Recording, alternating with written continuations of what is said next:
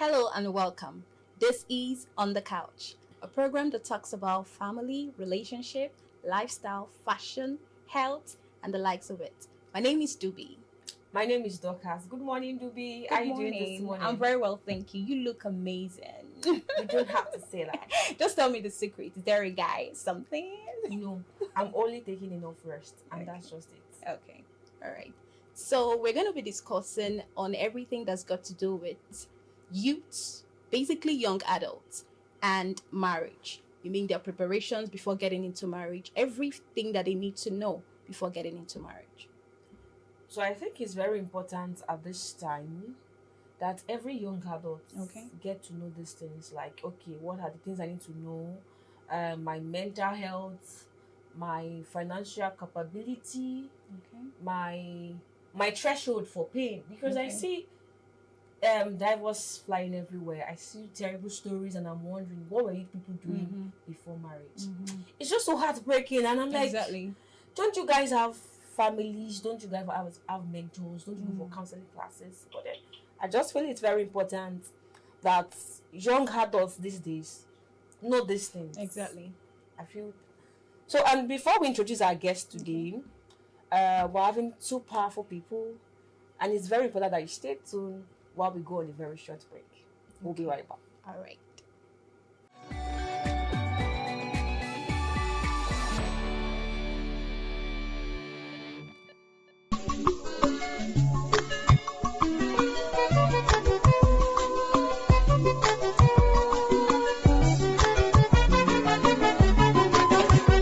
Have you seen my beautiful baby? Have you seen my tomato baby? Oh, ELA, baby, suffer the cool me temper. Ada, baby, na sugar. Yo. Everybody they wait. Utakene no more. If any maka, better soup na money kilamo. Adam wa peke ya. Ada.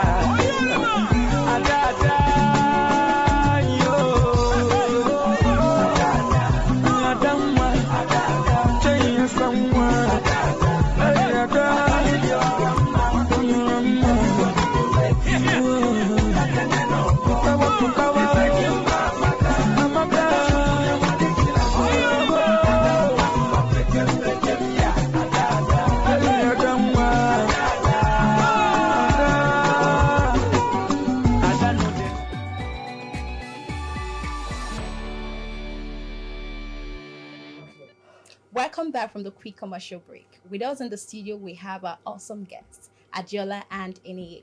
Adiola is a certified relationship coach and a family expert as well. Welcome, Adiola. Thank you for having me, Dubi. We have Eniye in the studio with us. She's an insurance broker, a certified relationship counselor, and a co-founder of Family Home with 10 years experience. Welcome, Eniye. Thank you so much for having me here. It's a pleasure. With a high rate of divorce and marriage crisis amongst young adults, youths basically, it seems as though most of us are not even prepared, before delving into marriage. We do not understand what marriage entails. They don't have enough patience. And so when they just get into it, any little thing, they just chicken out. Nobody's ready to bear each other's brunt, right? So marriage is an institution that is consecrated and should not be desecrated. So now this leads me to my first question to you, Adiola. Okay. There's a saying that goes though, that when the purpose of a thing is not known, abuse is inevitable. So why marriage in the first place? Thank you for that question, Dubi. All right. We need to know that God is the originator of marriage. Exactly. A lot of people think marriage is the wishful thinking of man. No. God thought about it that man should not be alone. Exactly. The first man wasn't even thinking of marriage.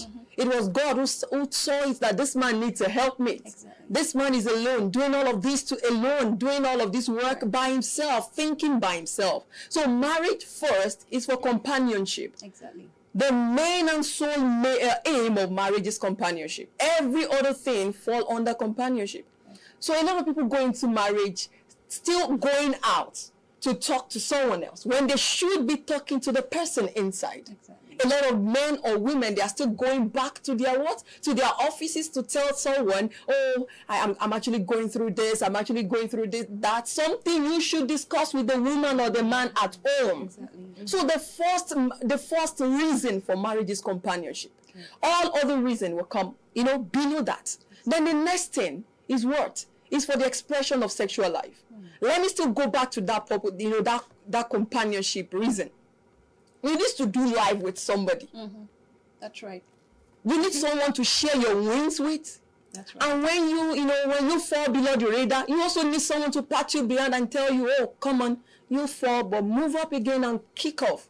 You don't have to stay. But if you don't have anyone to tell that, to share your dreams, to share your failures with, someone to tell you are not a failure, your action might have been, you might have failed at what you are doing, but you personally are not a failure. So you need someone to share that with. And like I said, you need sexual expression.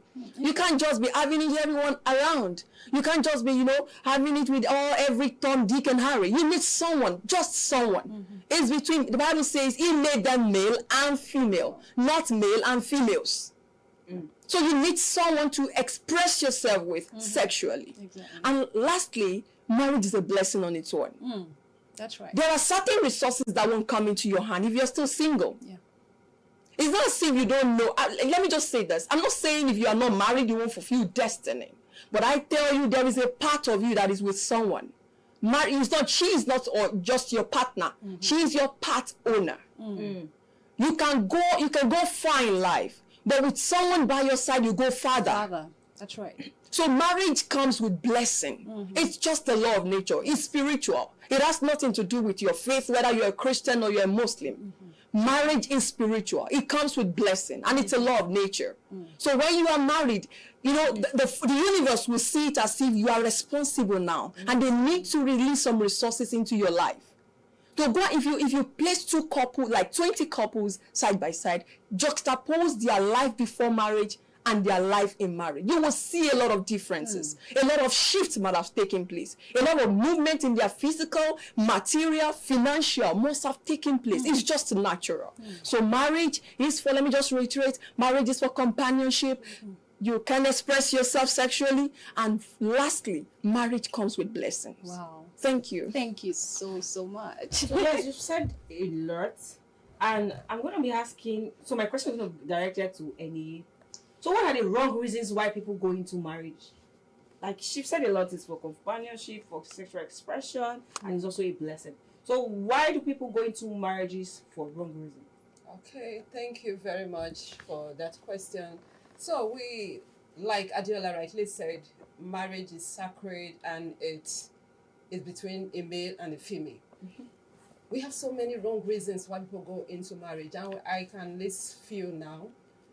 Number one wrong reason why you should go into marriage is for self-fulfillment. Because some people, before they go into marriage, they've told themselves that, oh, as soon as I'm married, my financial burdens are over. I'm getting married because of sexual satisfaction. You don't go into marriage because of that. Imagine a man going into marriage because the woman is worthy, a woman going into marriage because the vice versa you get. You're like, oh, as a woman, once I'm married, I don't have any financial problem. It is a very wrong reason to go into marriage because you might be disappointed at the end of the day. What is the second reason for going into, the second wrong reason? When you go into marriage thinking that, oh, my loneliness is over. You've not loved yourself enough and you are taking that loneliness to another partner. There will be a lot of problem in that marriage. Exactly. What about social pressure, this social expectation? I want to fit in. Oh, duh, my friends are married. Me too, I want to be married. It's a wrong reason to go into marriage. Is it the pressure from parents, pressure from guardians? Another wrong reason why you should go into marriage. And some people have discovered that some people go into marriage just for sentimental reasons. Oh, I'm pregnant. Oh, she's pregnant for me. Because of that, you married a lady that you do not like. That's a wrong reason. Or the man will be like, oh no, I don't want to give birth out of wedlock. You now marry a woman that you are not in love with. It is a problem. So those are the few wrong reasons why people go into marriage this day. Thank you. Thank you so much. So my next question goes to you again, Adiola. Now, challenges are inevitable in life. We all know that. So how do you prepare for uncertainty in marriage? Before you go into marriage, as a person, you need to develop a mindset Okay. that even if I'm single, I will still experience challenges. That's right. Now we are coming in together as husband and wife. This person will go through challenges.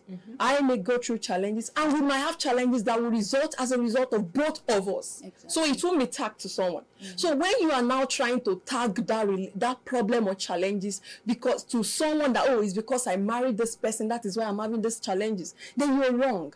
And that is why I always tell people, marriage is for mature minds, not for boys and girls. That's right. There are people who are 40 and they are boys. Oh God. And there are people who are 30, they are girls. But you have people who are even in their 20s. But when you hear them talk, when you hear the kind of mind they carry, you will think they are adults. They are like more than their age. So the first thing is you build a mindset. That come rain, come shine, here we stand. Exactly. And together we win. And you need to be careful of people you share your problems with. Yes, that's right. Some people don't have solution. They just want to hear you talk. They just want to sympathize. They are sympathizers. Yeah, that's true. So you need to have a mindset that, oh, this is my marriage. I have to make it work. And you have to be a teammate. Exactly. That's right. Marriage is not for individualism. It's for a team. You come together and make things work. I remember early in my marriage, like I actually quit a particular job I was, in that time, a month before the wedding. And when we got into the marriage, shortly after the 2 months into the marriage, my husband's company, they started misbehaving. For 6 good months, he was not paid salary. And I was not working. Wow. Thankfully, he was having a side gig he was running at that time. But it was not as if the money was coming in. I remember there was a particular day he was thinking of, God, how will I bring somebody's daughter into this marriage and be punishing her? He had to now call his young elder brother. I was like, sir, they are not paying us salary and I need money, blah, blah, blah. So that one sent 10K to him. And getting home, he called his wife and was like, Biodo and wife, they are actually going through some things. Could you please probably send them some food? So the wife now called my husband and said, okay, give Diola the phone. How are you, Diola? I said, I'm fine. Do you guys have rice at home? I said, yes. Do you have beans at home? I said, yes. And if you get to my pantry, you will play football. If you have beans at home, I said, yes, ma. Please talk all. I don't want you to call your parents and home and tell them we are not taking care of you. I said, we have, ma. Yes, ma, we have. After I dropped the call, my husband was telling me, why did you say we have now? You should have told them we don't have. I said, no, we have. We have. The following day, this woman did something that annoyed my husband. He came to me and was telling me, thank you, Diola, for telling her that we have. And truly, before that week runs out, we actually have. God provided. In fact, I did not even call my own mother. They never knew we were going through anything. We are in it together to rock it. So marriage is for mature minds and mature mind. You don't have to be going back. Just make up your mind that we are in this marriage together. We look for solution legally, legitimately. And that's all. Yeah, Thank so you so to buttress on that, my next question goes to Eni. Okay. So what level of preparation does someone need to have this type of mindset she's talking about Okay. before walking down the aisle with someone's son or daughter? Thank you so much for that question. It's very important. Like Diola said, marriage is not for boys, it is for men. It is not for girls, it is for women. Or you want to be married, you should have lots of patience in you and tolerance, because you're bringing somebody into your life as a man or as a woman. You're marrying somebody that both of you are from different background. So you should be able to tolerate that excesses of that partner of yours. That's number one. Another preparation is that I ask this question: how mentally ready are you? How emotionally ready are you? How financially ready are you? You want to be married, both of you do not have a job. How do you take care of yourself? Because you need money. I remember a couple that got married and the man doesn't have a home. Doesn't have a home, a roof over his head.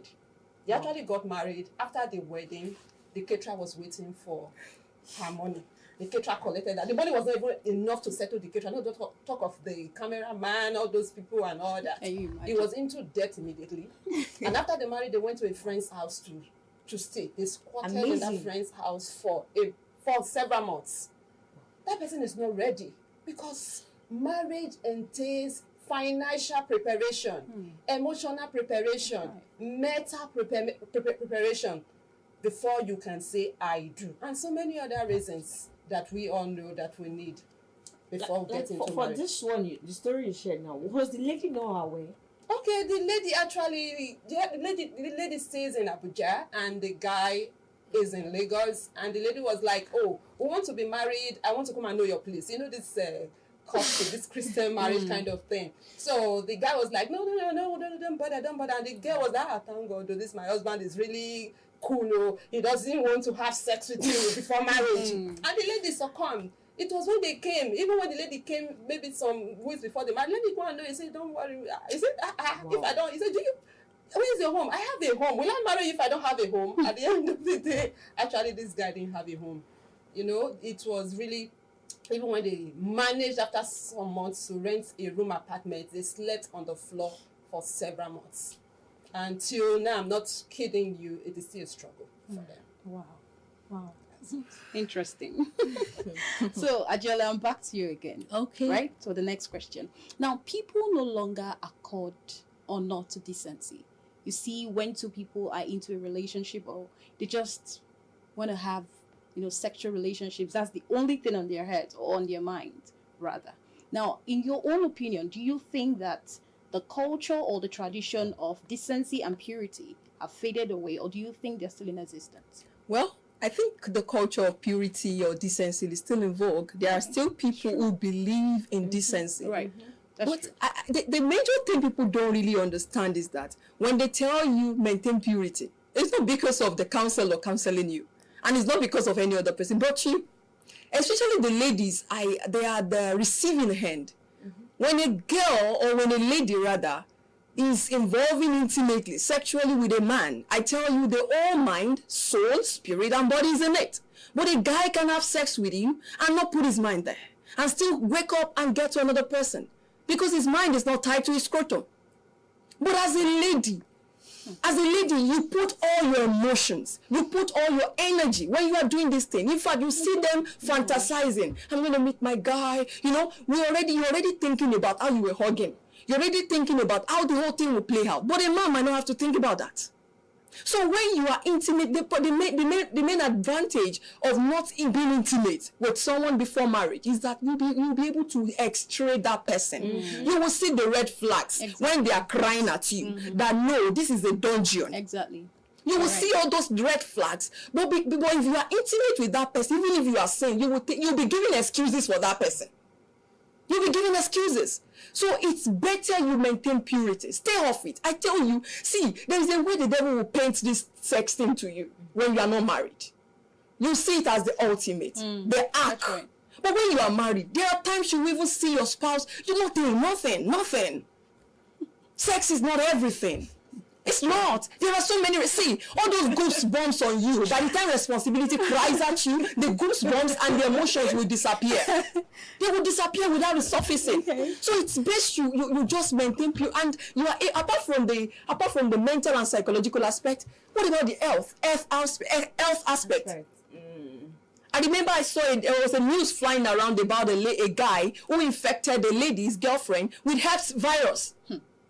This guy was in the relationship with the girl because of her money, because the girl came from a wealthy background. And he pretended. If no sex had been involved, a time will come, this girl will see the true picture of this guy. That's right. Another reason why most ladies don't want to chicken out of a relationship, that they are actually seeing that this relationship is heading nowhere, is because they have poured in their life. Some of them have aborted for the guy. And they're now, they are afraid that if I leave this guy, who will marry the empty carcass? So they want to stay there and here we die. So I think it's better if people can actually bring back this culture of decency. Let me just mention one spiritual aspect, one spiritual implication of you involving with a man sexually. See, every life carries a blessing and a burden. And if you start picking from this one's blessing, from this one's curses, you start picking up and down, I tell you, you will have many battles and many baggage. To take up with in marriage. I think it's better when our youth understood the fact that they don't have to mortgage their destiny on the altar of illicit sex. Thank you so much. Thank you very much. So on that note, I would like to ask that you've talked about how it's very important that we don't involve, as youth, we don't involve ourselves in illicit sex, because most times the ladies are always at the receiving end. Now, what role does, maybe let me allow Oni answer that. What role does counseling play in this place at this point? Does counseling really work? Because the story we hear every day, we see on Instagram, we see on Facebook, you are just wondering, you see people put up a story, I'm 20, I did this for my boyfriend, and I'm wondering, do you guys have people you talk to? Do you guys have people you look up to? Like, does advising someone in love really work? Does counseling really work? I mean. Thank you very much, Dorcas, for that question. The role of counseling before marriage can never ever be overemphasized. But it is really unfortunate that these days, most couples that want to get married, they don't go for counseling. Their life, the decisions they take have been patterned towards social media celebrities. That is it. They don't have pastors they talk to, they don't have therapists they talk to, they don't have imam or afa they talk to. It is celebrities. Oh, look at the way this celebrity's marriage is. And they are forgetting the fact that counseling is very important, because you are made to discuss so many issues, potential challenges in marriage. Because marriage is not all bed of roses. You have the ups, you have downs, you have situations that you'll be like you never envisaged for. So through counseling, you are able to know that, okay, how many children do we want to have in this marriage? What will our financial contributions be like? Because when you go into the marriage thinking that maybe the man is going to be the alpha and omega financially, you might be wrong. Or the woman will be everything financially, you might be wrong. So counseling will put these things straight. What about the kind of house you want to live in? You have to have a counselor who will guide you through all these things, because they are very important. By the time you go into marriage, because you never had a counselor, you never discussed about your finance, about your family size, you're not going to marriage and you are like, the man is like, okay, what will you do with the thing now is, what are you bringing to the table? And you're like, what will you bring to the table? You hear some girls telling you that they are enough. They are bringing themselves to you get. They are bringing their body. They are bringing themselves to the table. No, things have really changed. Yeah. What about the man? You've targeted that worthy woman. That wow, this woman is going to take care of me, and you go into that marriage disappointed.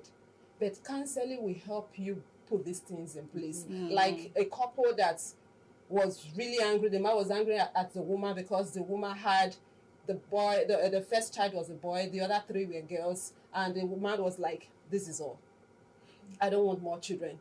You, as a couple that is preparing to get into marriage, you're supposed to discuss these things. That, oh, this is the number of children I want. And the man was like, if you try it again, before you know it, the woman got pregnant. The fifth child, and it was a tug of war. There was quarrel in that home because they didn't go through proper counseling. Because these are things that your counselor will guide you through. You discuss it, you bring it to the table, just so that you won't go into the marriage and be having a lot of surprises. So I will say again, the role of counseling before marriage can never be over. Don't pattern your life towards this celebrity, even the relationship experts on social media that can't even keep their relationship. Most of them don't even have a healthy relationship. And you are taking advice from them. That's a very wrong way to go. That's right. Thank you very much. So I'm going to be asking the very last question. You really tried. Thank you. You've enlightened us a whole lot. Now, just to wrap up, right? Just a quick one now. What do you think are the qualities that make a man or woman potentially ready for marriage? And he has actually said a lot. But I will just add to it by saying you look out for non-perishable qualities. If you go for perishable qualities, you will get disappointed. Look at Dubi. She's looking, beautiful. If a man should go into marriage because she's beautiful, that man will end up being disappointed someday. Because all this rosy cheek will come down. The face, the radiant eyes will become wrinkled someday. What now happens? And that's why you now see the way, they both husband and wife, they end up become housemates. Because the time will come, even if you give birth to 20 children, they will leave you. That's right. You will come back to that honeymoon stage where you to be you and your spouse alone. So I would advise you go for non-perishable. Let it be the priority. Yeah. I'm not saying you shouldn't look after, don't marry. I'm not saying you should marry someone you are not attracted to. No. I'm not saying that. But that should not be the priority. Look for non-perishable qualities. Yes. Sometimes you might say, oh, I love the way Dubin loves me. Because love, according to the Holy Book, true love will believe all things. Yeah. True love will open all things. True love will endure all things, not just the good, but the bad as well. Because marriage has phases. You will go through several phases in your marriage. That person, does he or she has qualities that are non-perishable, not the one for money for stay, for no money for run. That's not it. And lastly, the aspect people fail to talk about is your relationship with in-laws. Many homes are broken today because of in-laws interference. As a lady or as a man, you need to set boundaries even with your family. For instance, I told my mom shortly before my marriage, I told her, I said, whatever my husband will not hear, don't say it into my ear. Because as you are telling me, he's hearing. So if you know this thing, my husband cannot hear, please don't bring it to me. And to the glory of God today, before I hear some things in my home, my husband heard already. So you should sit and talk. Marriage is not just love, it's not emotion. Love is a choice. You want to go into this, it's a choice we are making, not the emotional one. Hormones are not born again, but your brain can be configured. That's true. So, and lastly, as a man, I want to tell you, don't marry a woman that can give you different styles alone. Don't marry a woman that can feed your belly with good food alone. And as a woman, don't marry a man that can only buy you bone straights or buy you wigs or pay other bills. Marry someone that can carry the weight of your destiny. As we round up, Eniye, what will be your final words to our dear viewers? Okay, thank you so much, Dorcas. My final word to our viewers out there is that when you want to get married, marry someone that you are ready to spend the rest of your life with, someone you are in love with. In the good, in the bad, you are in love with that person. Nothing is shaking your love. That is my final word for you. Thank you so much. Wow. So, get to marry someone that you are in love with in the good, in the bad, in the ugly, in the excellent, in the beautiful. Don't worry. It's going to be well. Thank you so much, Dorcas. So marriage is a beautiful thing. To me, it's very beautiful. We just need to take the right steps to make everything work out. Understand that a man and a woman are not the same thing. Men have their own, women have got theirs. So it's better that the two parties get to understand each other and everything will just flow naturally and work out well. Thank you very much, Adiola. Thanks for having us. Thank you so much, Annie. Thank you, Dorcas, for doing this with me. It's been amazing. It's been amazing. Thank you all for watching. Till we come your way again next week. It's been On the Couch. Follow us on every of our social media and on Instagram, on Facebook, on X, and on TikTok. At On the Couch. Bye for now.